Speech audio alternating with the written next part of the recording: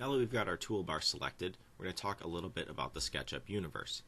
As we can see, the SketchUp universe is a 3D world that we can rotate around in, we can zoom in, we can zoom out, we can pretty much go in any direction an infinite amount of space. I'm sure there are actually limits to how far you can go, but I've never actually reached those when I'm modeling something. It's always been pretty much infinite. Some of the different things from the SketchUp universe as opposed to our universe is in the SketchUp universe, there's really only two types of objects. There's lines and there's surfaces, or edges and surfaces.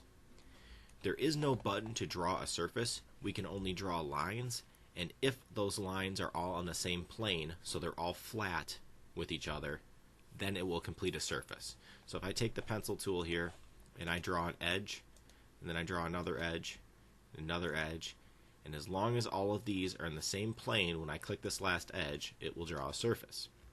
If one of those lines was going up and then back down a little bit, that would not draw a surface. So if I drew one like this, this is not going to complete unless I do that, because that is not a flat surface.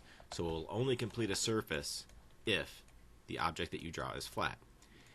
Another thing to note is that these objects do not actually have thickness. So in the real world, this surface would have a thickness depending on what it was made out of, or just how thick we had it. In SketchUp, it is 0. So you can actually have two things occupying the same space at the same time, which we know from real life is not possible. So that's a couple of differences.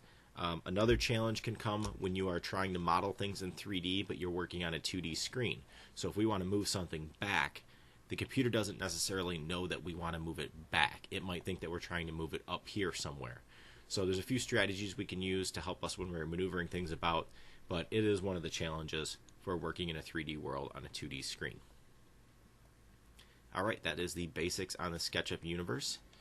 Now let's get into some specifics.